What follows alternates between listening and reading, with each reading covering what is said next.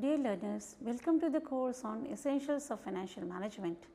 So far we have discussed the non-discounted and discounted techniques of capital budgeting, and today in the last leg of this capital budgeting technique presentation, we shall discuss the internal rate of return.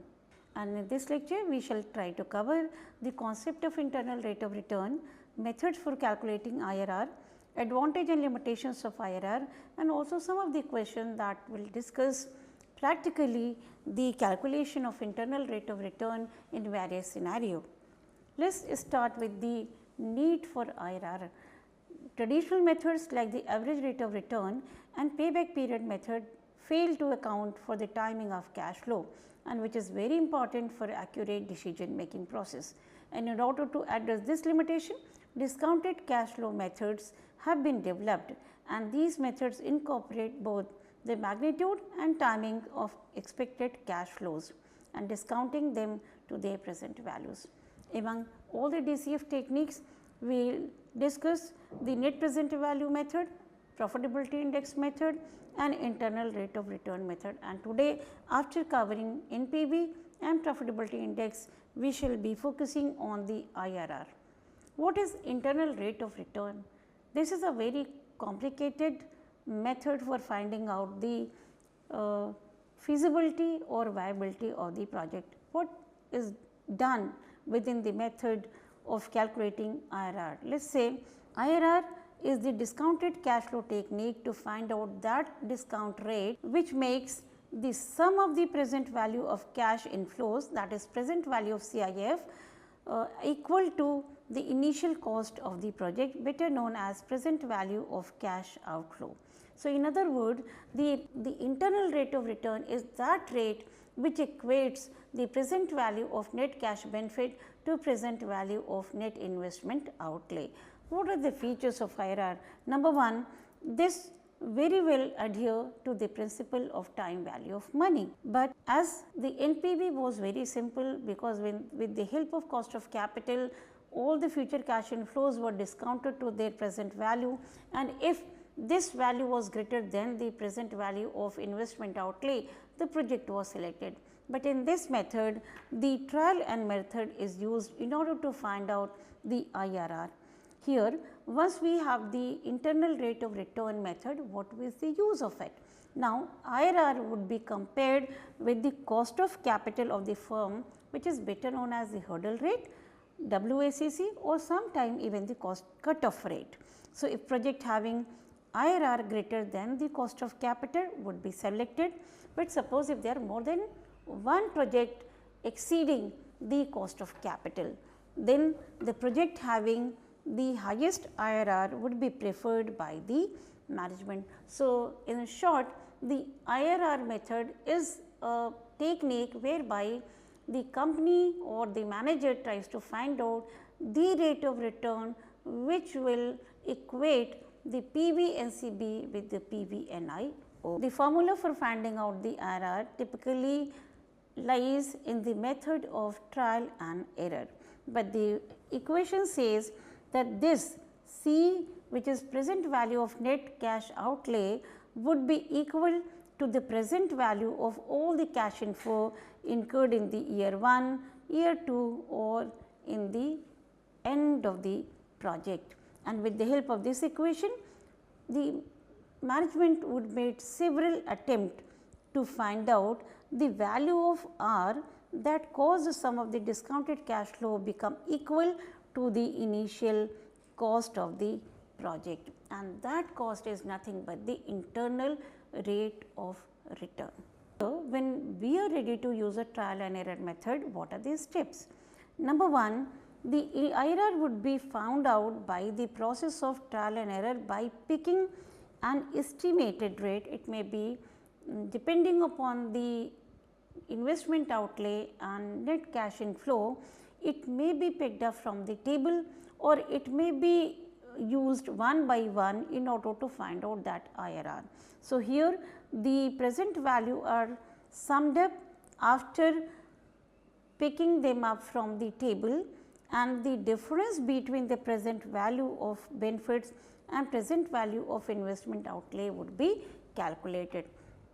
Now, there can be two situations, maybe that the present value of benefit and the present value of investment outlay is positive. So, if the difference is positive, then the second rate that would be higher than the previous one would be tried out, and if it is negative, a lower rate would be used to discount the future cash flows to its present value. So, it is quite understandable here, higher the discount rate, lower the present value of the future cash inflows, and if the rate is higher, then naturally the present value of the cash inflow would be lower. But there can be a situation where the difference is 0, and this choice of rate would prove to be correct, and rate has been found to be just equal to 0 or a very insignificantly positive or negative figure, and this rate where it is 0 is referred to as internal rate of return method. Now, in this method, the decision rule suggests that if IRR is greater than the company's required rate of return, that is the cost of capital, so project would be selected, and if the IRR is lower than the required rate of return of the company, project is liable to be rejected by the management.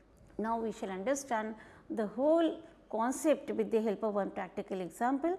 Suppose a firm is considering to buy a machine today for rupees 6,340.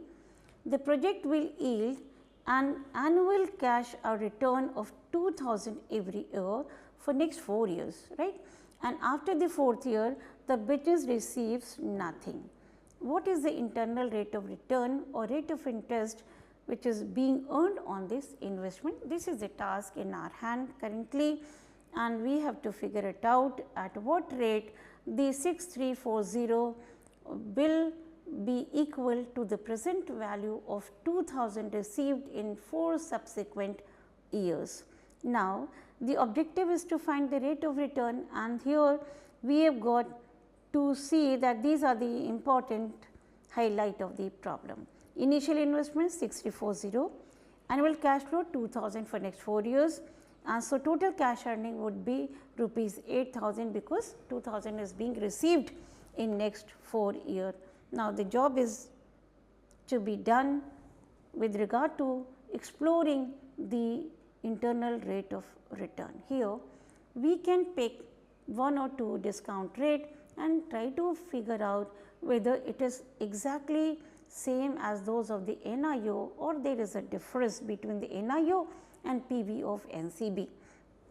In this problem, we are initially trying to discount the present value of inflow at 9%. Let us find out the present value. So, 2,000 earned in the very first year will be multiplied with the PV factor, that is 0.91743. Where from we are getting it? I hope you remember the previous lecture, where at the intersection point of the year and the rate of interest, this PV factor exists. So, at the intersection point of 9% and year 1, we get 0.91743, and if this value is multiplied with 2,000, we get to know what is the present value of 2,000 which will be earned towards the end of the first year, and here we see it is 1835.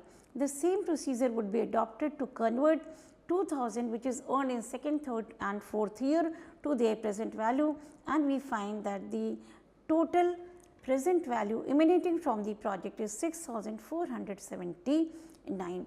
Is it exactly same as those of the NIO? Let us see the figure of NIO. It was 6,340. That means it is slightly higher than the present value of investment that company has invested in the project. And if the project NPV or the present value is higher, that means we have to try out a higher rate or a lower rate. We have to try a higher rate. So, let us see the process when the cash flows are converted to their present value using the 11% discount rate, and again at intersection point of year 1 and rate of interest, that is 11%, we get 0.9009, and if we multiply this with the 2,000, we get the present value of 2000 towards the end of the first year as 1802. Here it is very interesting to note down that when the rate of interest was 9%, the value was 1835. It was slightly higher than 1802 because of the fact that the lower rate results in the higher present value, whereas the higher rate results in the lower present value. So, let us complete the process of 4 year and we find that the present value of gross inflow comes out to be 6205 and it is lower than the initial outlay, that was 6340. So, what clue we can have from these calculations? That means IRR do not exist at 9%, it do not exist even at 11%. So, that means IRR which can equates 6340, that is the investment outlay with the present value of NCB, may lie somewhere in between 9 to 11%. So, it would be interesting to see whether it exists at 10% or not. So, let us start the process. Here if we multiply the PV factor that is available for 10% in the first year, second year, third year and fourth year, we see that value of 2000 is 1818. Similarly, it is coming out to be 1653 in the second year, 1503 in the third year and towards the end of the fourth year or towards the end of the project, it is 136, and while we add up all these figures, we get 6340. And so, the conclusion can be drawn from these calculations that it is at 10% that the present value of cash inflow is matching with the investment outlay, that is 6340, and this is the rate which is equating PV-NCB with the PV-NIO is known as the internal rate of return. So, for present calculation, the 10% is the IRR of the project. I hope you all have understood how the IRR can be calculated from the given information, and this IRR is nothing but the rate which equates, which makes NIO equal to PV-NCB. Now, there is one more way to calculate the IRR, that is even simpler, but it is possible to have use this method only when the project is giving even cash flow from the project. Even cash flow means every year the same amount would be incurred from the project. So, in this problem we have seen that the project is giving us 2000 every year. So, in this process we can very well apply the shortcut method. So, what is shortcut method here? We divide the initial investment outlay by average annual cash flow. What was the initial investment? 6340, whereas annual cash flow was 2000, and we get 3.1720 as the answer, and this is also known as the PV factor, right. So, now the second step is to find the present value factor, that is 3.17 for 4 years, that matches 3.17, right. So, here we will look at the table and try to find out the corresponding interest rate in the present value table. So, here at 10%, look at this line and this figure 3.1699, 3.1699, this factor is available where it is towards the end of the fourth year, but the discount rate is 10%. So, we can verify the result from our shortcut method also, where the 3.17 PV factor is located exactly at the intersection point of fourth year and at 10%. So, here we again verify that the internal rate of return is 10% for this project. Let us summarize the whole result. At 9%, we find that 6479 is the present value, which is more than the initial investment, whereas at 11% it is 6205, which is lower than the initial investment, and it is at only 10%, the PV is just equal to the investment, or we can say in other words that it is the rate 10%, which equates the present value of inflow with the present value of investment. So, I hope the shortcut method is also clear to everyone, but this can be used, remember, only when the project is giving equal cash flow or even cash flow in all the years. We can also see the next problem, and this problem would tell us how the trial and error method can be used. Let us see, there are two machines, investment A and investment B. We can look at the pattern of cash inflow 3000, 5000, 2000, 2000 and 3000, whereas the similar kind of cash inflow can be obtained from machine B. These inflows are available by making an investment of 10,000 in both the machines. Cost of capital is given as 10%. Now, we have to find out what are the NPV of these two projects, what are the internal rate of return, and what is the profitability index. So, this is a comprehensive problem where we would learn to calculate all three methods and find out whether they give us the different results or they are giving us the similar decision as what investment, which machine should be selected. So, if we look at the solution using NPV first, we find that the present value of cash inflow from machine A is 11,588 by using cost of capital as 10%, whereas the total cash inflow and its present value comes out to be 11,413. And we remember that the initial investment is merely 10,000. So, can you find out what project is beneficial for the company? The answer is that both the project are beneficial, they are feasible to be selected by the management. Why? Because both of these projects are giving the positive or surplus NPV. In first project it is 1588, whereas in the second project it is 1413. If we compare the two projects, definitely the project A is better than the project B, but if we have to take a decision whether all projects can be selected, all these two projects can be selected if the fund is available, the answer is yes.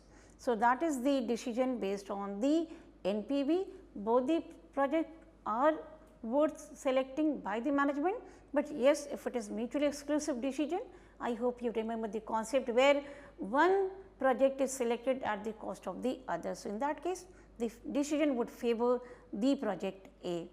Now, it is time to look at the profitability index of the project. Because the size of the investment is 10,000, which is identical for both the projects, we get to know the PI of A is 1.15 and profitability index of project B is 1.14. So, again we get the same decision even by applying the profitability index method, and project A as per profitability index and project A as per the NPV method is preferred in the present scenario. Now, we can also look at the decision which is available, which can be made on the basis of internal rate of return. And here, if we solve this problem by using trial and error method, we find that the present value at 14% for project A is 567, whereas the NPV in case of project B is 96. That means, in both the cases the 14% was not able to equate the PV of net cash flow, that is 10,567 and 10,096 equal to 10,000. That means we have to try out another interest rate, probably that would make the NPV as 0. So, is it possible to take up the 16% as a rate of return? And in this case again we find the project A is giving us a surplus NPV of 115, though it is quite lower as compared to 567, but still it is higher than the figure 0. What the project B is giving us? Now, we look at the figure of project B. At 16%, the NPV becomes negative for the project B. It is minus 478. Remember, in case of IRR, the value would be available in between two rate of interest, the one at which NPV is higher and the other one where the NPV is a negative figure. So, for finding out the IRR, it is better to look at even at a higher rate, that is 18%, but for project B we can calculate IRR, because at 14 we are getting 96 as the surplus NPV, whereas at 16 we are getting a negative value of NPV as minus 478.5. But just look at the scenario of the project A.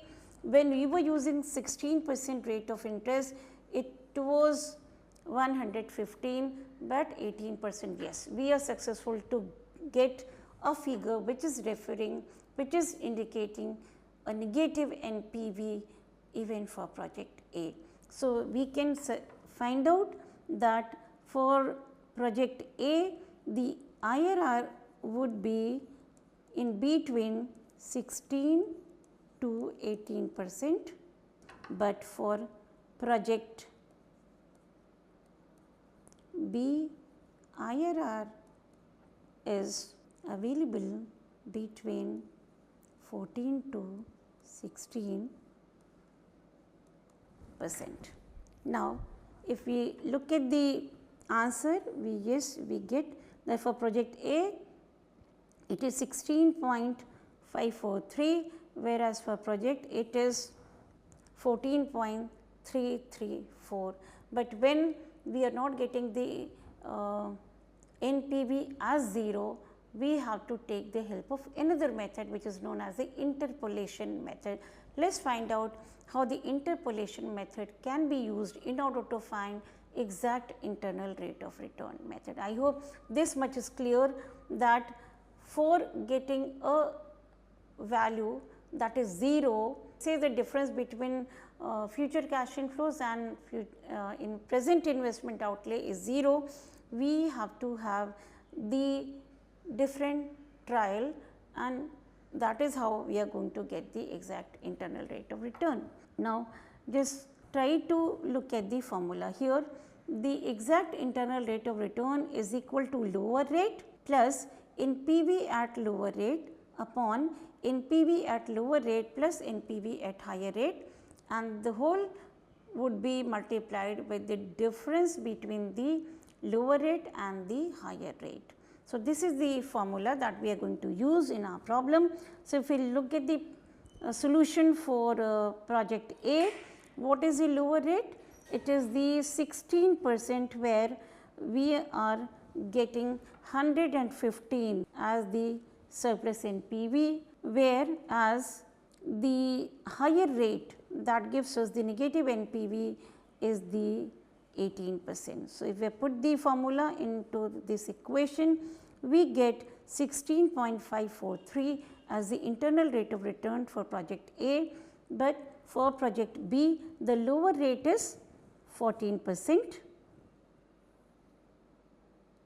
whereas the higher rate is 16%,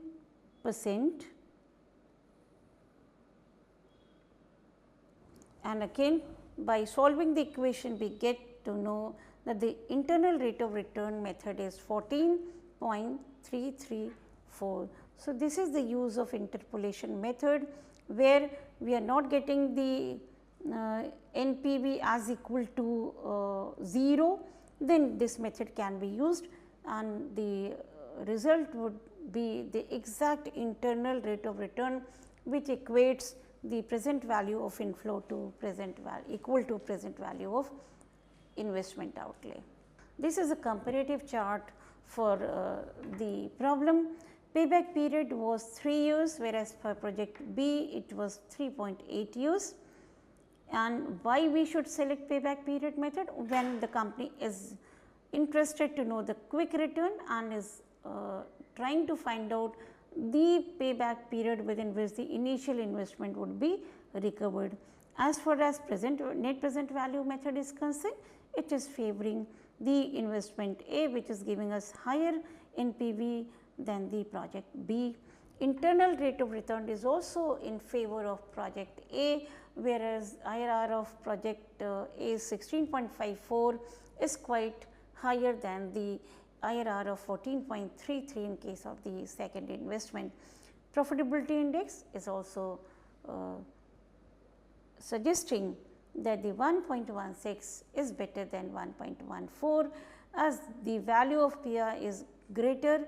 In case of project A, the selection would definitely favor the investment A. The summary of selection is that the project A or the investment in machine A is superior in all criteria, whether it was payback period method, net present value method, IRR or the profitability index method. I hope this comprehensive yet very simple problem must have made clear how the NPV is selected, how the payback is calculated, how the IRR is used and calculated based on the interpolation method, and how the profitability index method can be. Now, it is a time to look at the merit of internal rate of return method. First of all, the method is foolproof because it is based on the principle of time value of money. Unlike the traditional method, IRR accounts for the principle of time value of money, and where all the future cash inflows, all the future cash inflows are discounted to their present value.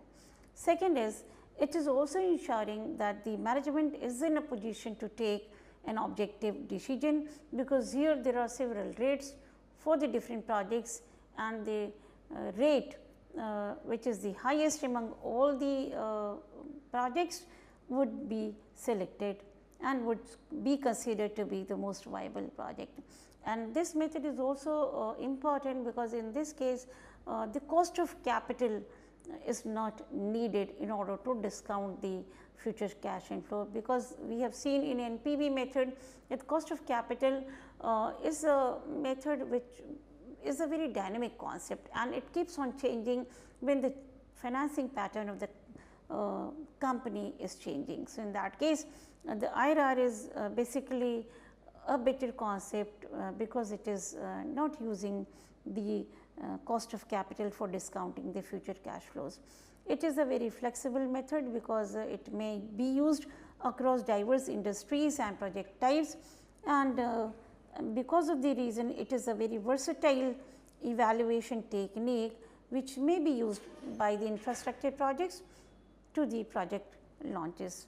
And this is also going to fulfill the objective of the shareholder, that is to maximize the value of the firm and maximize the value of the share. But since there is no unmixed blessings, there are several demerits of internal rate of return. You might have seen that the method is taking the help of trial and error, where it is very cumbersome process to pick one rate, use it to discount the future cash flow to their present value, and then trying to find out the exact internal rate of return, exact rate where it is going to equate the NPV with the NCB. So, that is a very complicated procedure, and similarly it becomes even more complicated when the interpolation method has to be used by the company. Then it is also assuming that all the intermediate cash inflows are reinvested at the same internal rate of return of the company.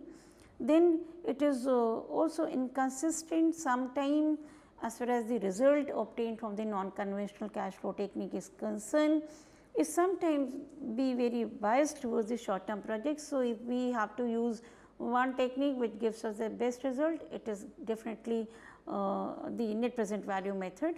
Then sometime if there is a non-conventional cash inflows, like sometime the inflows are there for say 1 year, 2 year, but there is a gap, and again in subsequent year project starts giving the cash inflows, then the IRR method may not be a very useful technique. And finally, the complications are there, especially when the trial and error method is used. So, with this the discussion on the internal rate of return method comes to an end. I hope though it was a bit complicated, but it is a very important tool in the hand of management. So, with this I hope you have enjoyed this session. I have understood everything. Thank you very much. Wish you all the best.